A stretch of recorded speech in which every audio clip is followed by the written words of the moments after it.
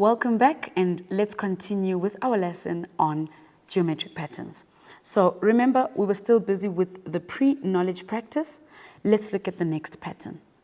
Given the following number pattern, we have there 8, 5, 2, and that pattern continues. So we need to now determine the general term. Before we can determine the general term, we need to find out what is happening. How are we moving from the first term to the second term and to the third term? So as a reminder again, that's the first term, that's the second term, and that is the third term. So what is the difference between these numbers? Remember how we find the difference?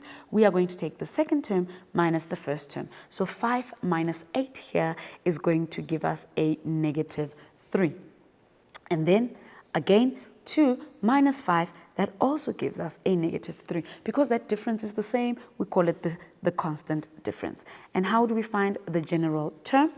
We are going to start by saying Tn is equals to, and I'm going to start with the negative 3, and I'm going to multiply that by my n, which is the term number. So how do we find the term number? I'm going to here on the side just say the first term is equals to negative 3 multiplied by 1, and in the end, my answer is supposed to be an 8. So what is negative 3 multiplied by 1? That is negative 3. And what must I add or subtract to get to 8?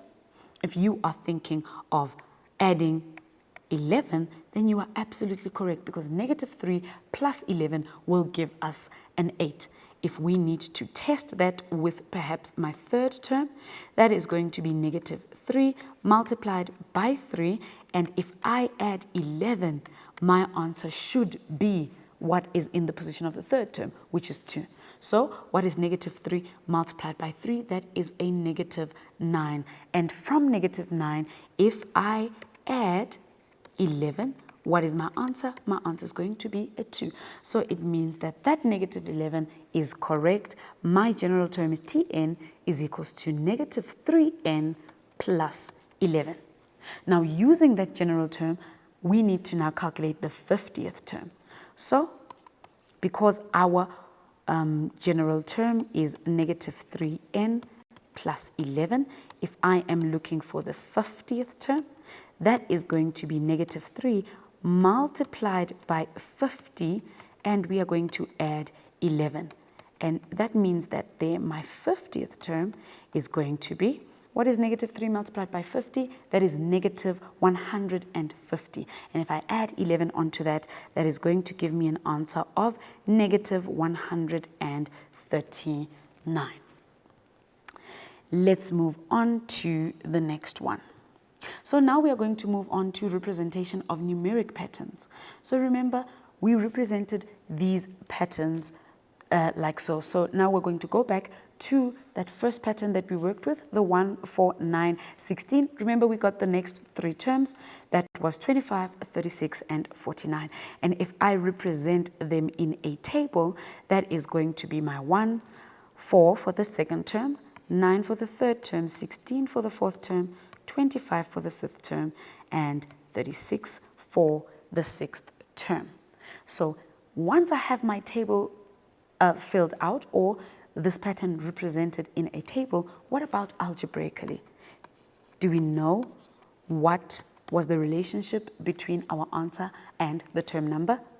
If you remember correctly, we said here we are looking at square numbers. So that means that we took the position or the term number and we just squared that number. That's why my answer was 1 squared and 2 squared and 3 squared to get that pattern or to form that pattern. So what about the 12th term?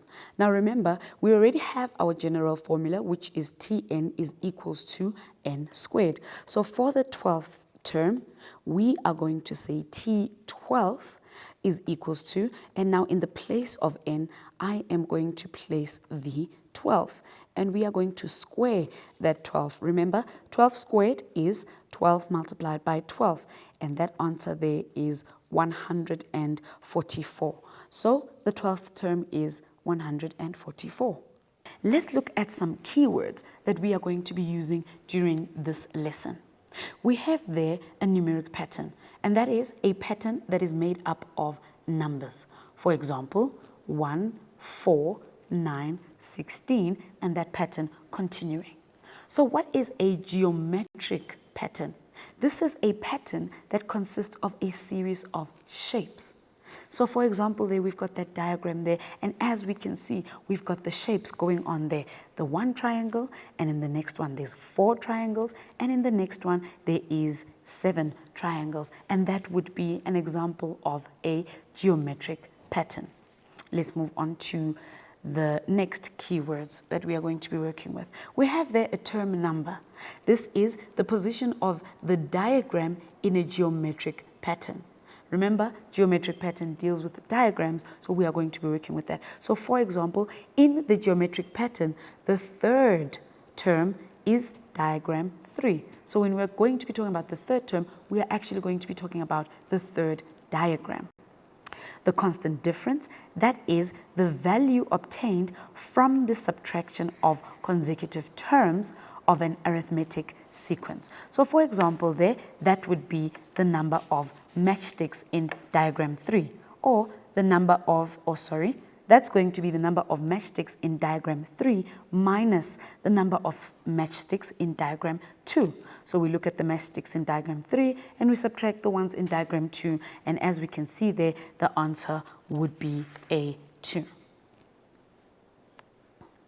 If we move on to the last 2 words or keywords that we are going to be looking at here, the one that we're going to be looking there is rule, and that is more of a formula.